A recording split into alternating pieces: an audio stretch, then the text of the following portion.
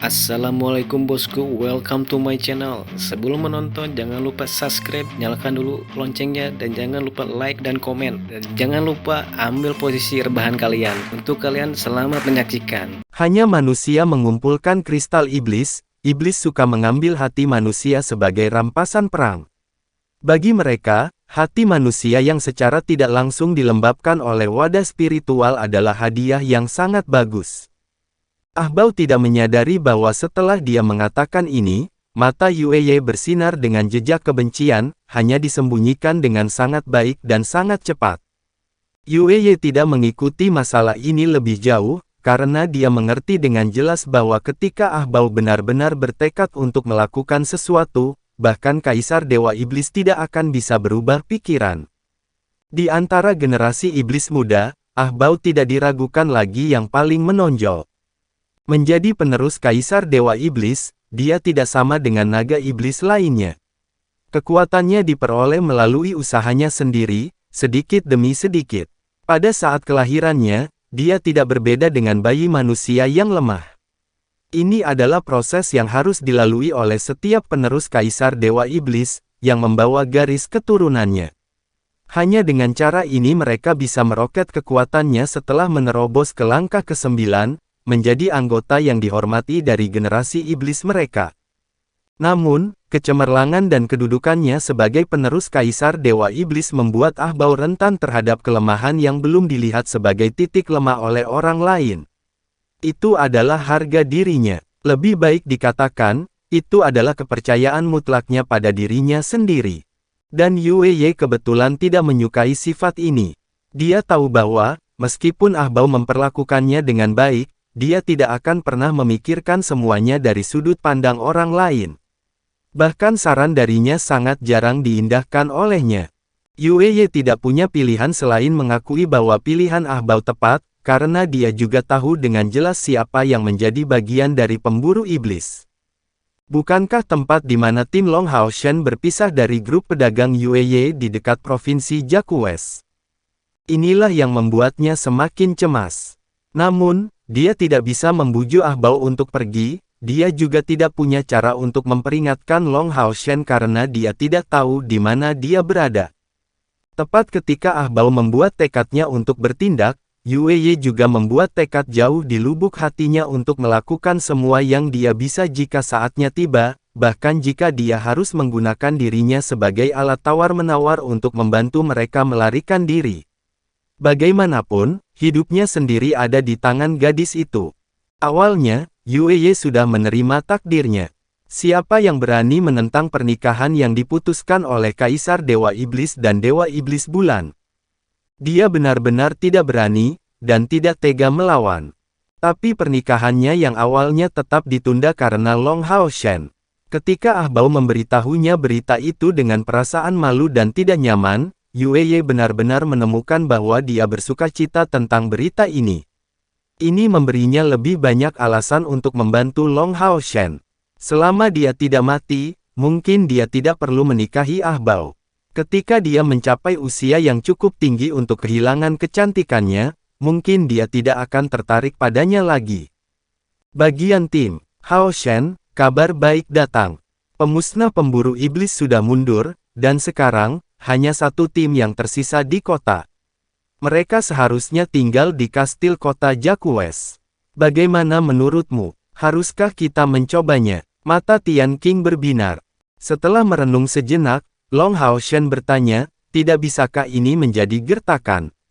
Meskipun kali ini, iblis telah mencari selama 15 hari lagi, mereka masih pergi terlalu cepat tanpa hasil apapun. Saya menemukan itu tidak normal. Tian Qing mengangguk kagum. Hao Shen tampak muda, tetapi karakternya sangat mantap.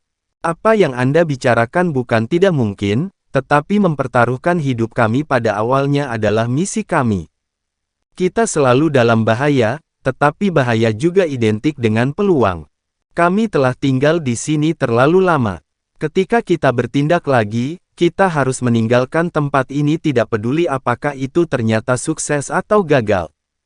Untuk alasan ini, kami memiliki dua opsi. Pertama, pergi tanpa bertarung.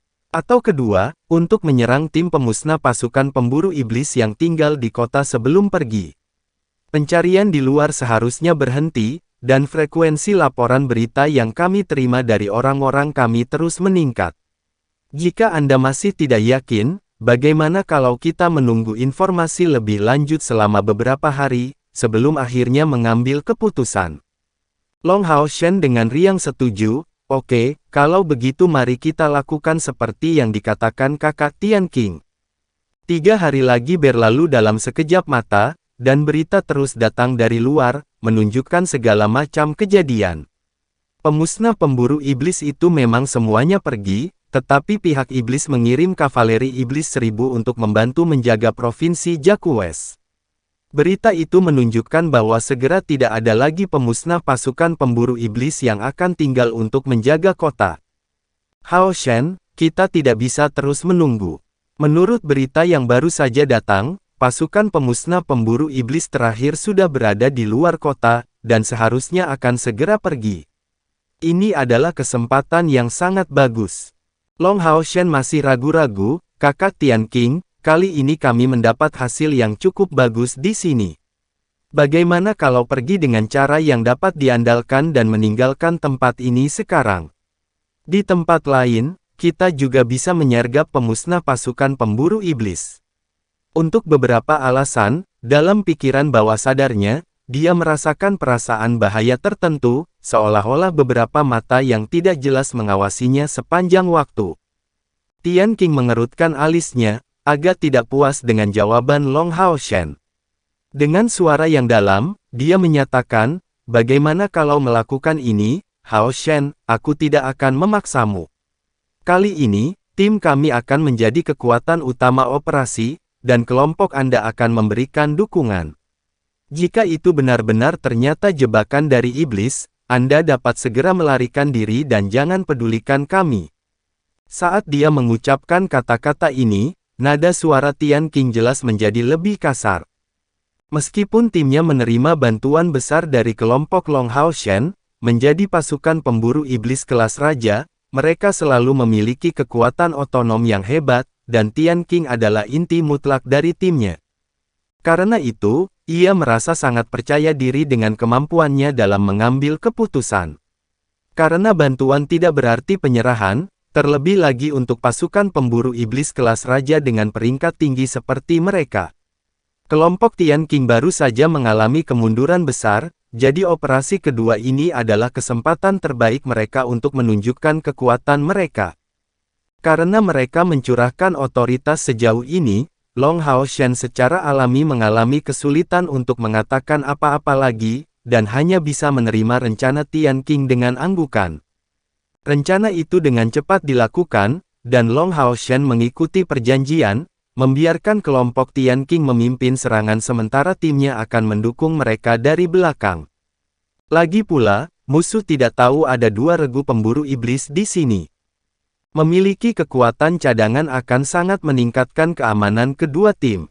Mengenai hal ini, Tian Qing tidak merasa tidak puas setelah refleksi lebih lanjut. Menjadi lebih dapat diandalkan tidak buruk sama sekali, setelah timnya sendiri menyerang dengan sukses, mereka akan memberikan beberapa keuntungan sebagai imbalan kepada kelompok Long Hao Shen.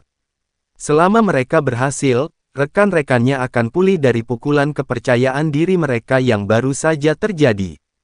Selama negosiasi mereka menerima informasi bahwa regu pemusnah pemburu iblis terakhir sudah menuju ke luar kota.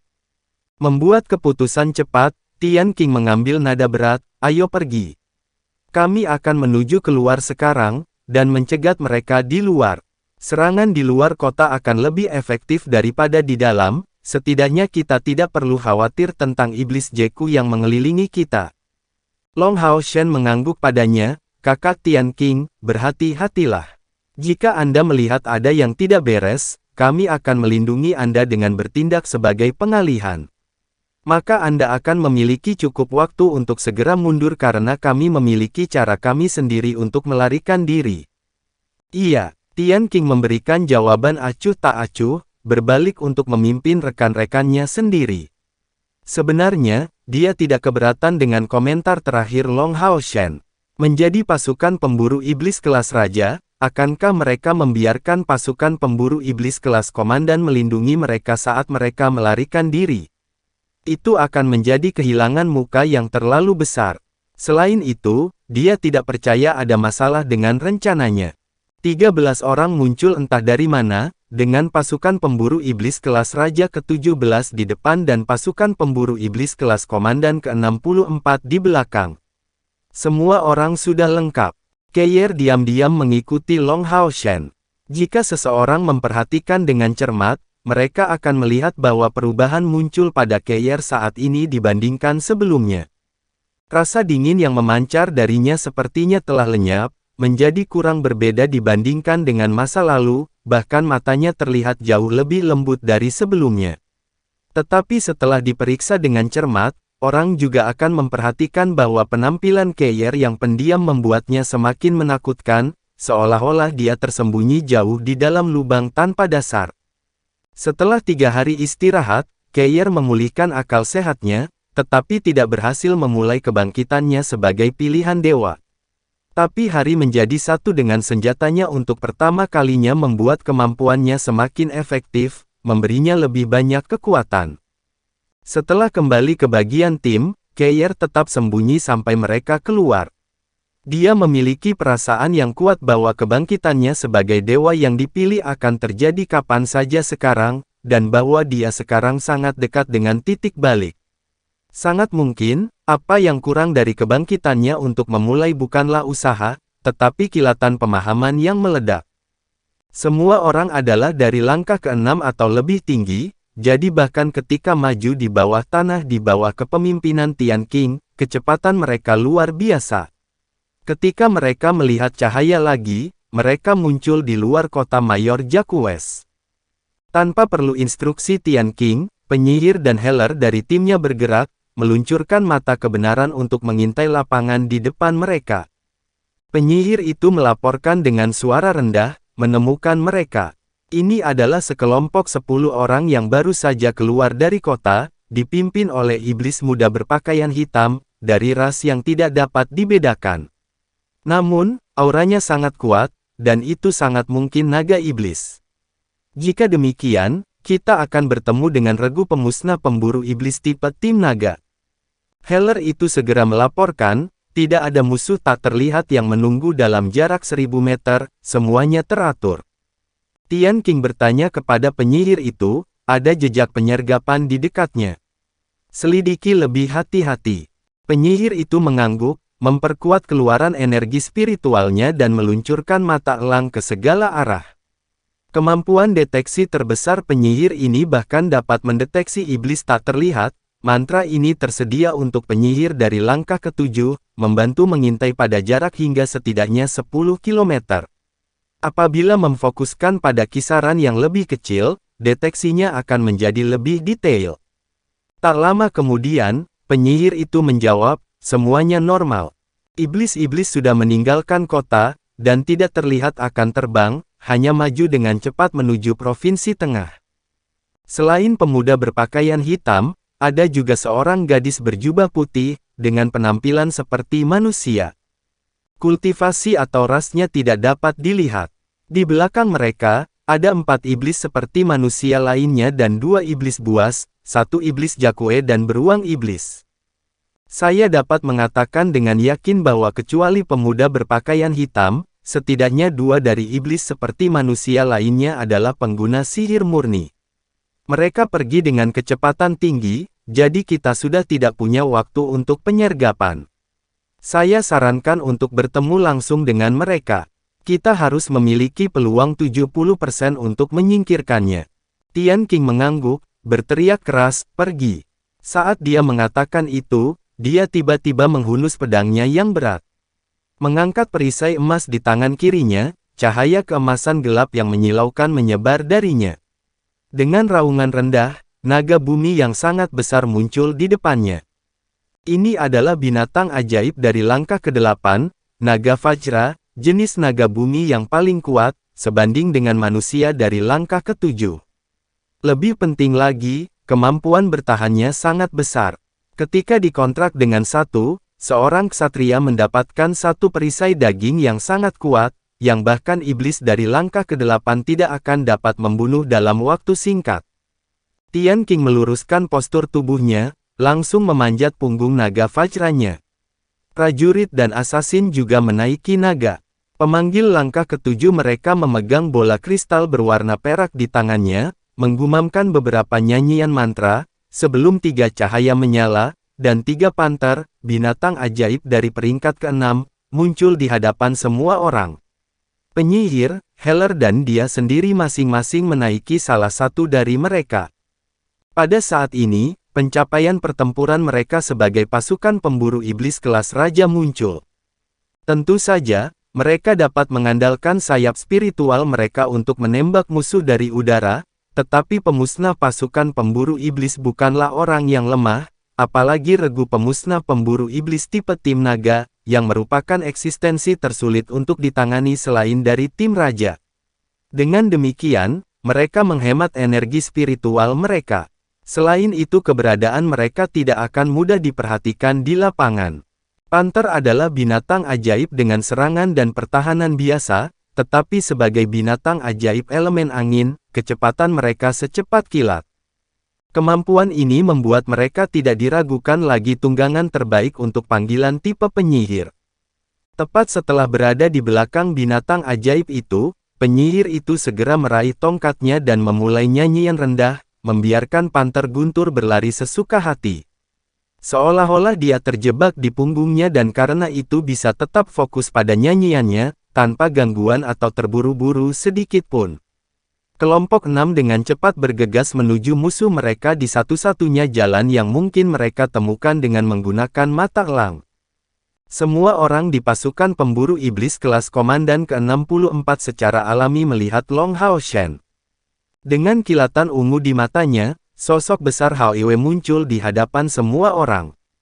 Tingginya sudah mencapai 11 meter, tubuh Hao Iwe sudah bisa digambarkan sebagai besar, dan 2 tonjolan besar di sisi kepalanya tampak semakin berbeda. Selain keempat kepalanya yang mencuat, dapat dilihat dengan jelas bahwa tonjolan yang awalnya menyusut tumbuh kembali sepanjang tahun lalu, sekarang mencapai ukuran yang terlihat lagi. Yang sekarang sudah memiliki ukuran yang dekat dengan kepala lainnya, seolah-olah mereka akan muncul kapan saja. Ini bahkan lebih benar sekarang karena Hao Iwe memakan beberapa kristal ajaib. Setelah konsumsi semua kristal itu, aura menakutkannya yang samar-samar terlihat bahkan kadang-kadang memberi Long Hao Shen kejutan besar. Skuad Hao Shen dari mereka semua duduk di punggung Hao Iwe, tetapi Long Hao Shen sendiri berdiri di atas kepala cahaya kecil. Sementara itu, Hao Iwe melangkah maju dengan penuh semangat di keempat anggota tubuhnya, mengejar pasukan pemburu iblis kelas raja ke-17. Meskipun demikian, di bawah arahan Long Hao Shen, dia mengikuti 1 kilometer di belakang mereka, dan melakukan yang terbaik untuk mencari penutup yang menyembunyikan tubuhnya yang besar. Long Hao Shen sebenarnya sangat berharap dan tidak takut pada dirinya sendiri. Setelah penyergapan mereka sebelumnya, lebih dari 10 dari 16 misi pembantaian mereka telah selesai, dan pencapaian terbesar di antara mereka adalah penyelesaian misi untuk membunuh iblis bintang yang berada di urutan kedua setelah yang terdiri dari membunuh Dewa Iblis. Misi menyerang Dewa Iblis peringkat 72, yang terletak di provinsi terpencil, mengharuskan mereka semua berusaha sekuat tenaga untuk menanganinya. Tetapi bagi mereka, memberikan segalanya sudah cukup. Tapi iblis bintang adalah masalah yang berbeda. Sebagian besar iblis bintang tinggal di pusat kota iblis Modu, untuk tidak mengatakan apa-apa tentang iblis bintang dari langkah ke-8. Jika mereka bertindak di kota inti, tetap tidak ditemukan akan menjadi sangat sulit. Karena tekanan mengerikan dari Kaisar Dewa Iblis, aliansi kuil tidak pernah berhasil membentuk bagian tim di kota inti Modu. Terlebih lagi, iblis yang tak terhitung jumlahnya juga hadir di sana. Mereka benar-benar tidak berpikir bahwa mereka akan menyelesaikan misi yang sangat sulit seperti membunuh Dewa Iblis, sehingga semua orang jauh lebih santai. Selama 2 bulan terakhir ini, mereka telah menyelesaikan sebagian besar misi pembantaian mereka, dan ini secara alami memungkinkan mereka untuk mengambilnya lebih lambat sejak saat itu dan seterusnya. Mereka hanya berharap serangan kedua ini juga akan berhasil. Kedua regu pemburu iblis bergegas maju dengan kecepatan tinggi, dan Tian Qing masih sangat memperhatikan sisi Long Hao Shen, sesekali mengubah posisi dan memegang pedangnya untuk memberitahu Long Hao Shen tentang situasi mereka, sambil terutama mengisyaratkan bahwa jarak ke musuh mereka masih jauh. Long Hao Shen tiba-tiba merasakan detak jantungnya semakin cepat, seolah-olah beberapa kekuatan imaterial mempengaruhinya. Di depan mereka, Tian Qing baru saja menyampaikan pesan bahwa musuh hanya berjarak 3 km, dan bahwa mereka akan melancarkan serangan dalam waktu sekitar 2 menit. Long Hao Shen tiba-tiba menoleh ke arah Lin Xin dan berteriak, "Lin Xin, mata elang. Cepat, periksa apakah tidak ada yang aneh dengan pasukan pemusnah pemburu iblis itu." Lin Xin segera bereaksi, merasakan ada sesuatu yang salah dengan perilaku Long Hao Shen. Tidak berani bersantai, dia buru-buru melambaikan tongkat kristal api di tangannya dan melepaskan teknik mata elang. Selama waktu ini, dua regu pemburu iblis maju ke depan, masih mendekati musuh. Long Hao Shen bertanya dengan penuh semangat, bagaimana hasilnya? Lin Xin mengerutkan alisnya, aku melihat musuh. Ini sangat aneh, saya merasa bahwa pria yang memimpin mereka cukup aneh. Ada topi di kepalanya, menutupi wajahnya, namun saya merasa dia sangat akrab. Juga, gadis berjubah putih di belakangnya juga merasa sangat akrab. Tunggu, itu dia. Lin Xin tiba-tiba berteriak kaget di depan seluruh timnya, dan Long Hao Shen bertanya dengan tergesa-gesa, siapa? Lin Xin menjawab, itu Yue Ye. Gadis di tim mereka adalah Yue Ye. Tidak bagus. Mungkinkah pemimpin mereka adalah orang yang sejak saat itu? Benar, saat menggunakan mata elang untuk mengintai, Lin Xin mengetahui bahwa gadis yang berdiri sebagai orang kedua di tim ini melepas jubahnya yang memperlihatkan wajahnya. Meskipun hanya berlangsung sesaat, rambut ungu di sekitar wajahnya dan penampilannya yang hampir sempurna terlihat jelas oleh Lin Xin. Bukankah itu jelas Yue Ye? Long Hao Shen langsung tampak cemberut, kami telah dibodohi, ini jebakan. Dia melihat ke depan, pada kelompok Tian Qing. Tapi saat itu, Tian Qing baru saja melintasi lereng bukit, menghilang dari garis pandang Long Hao Shen. Hilang dari garis pandang Long Hao Shen.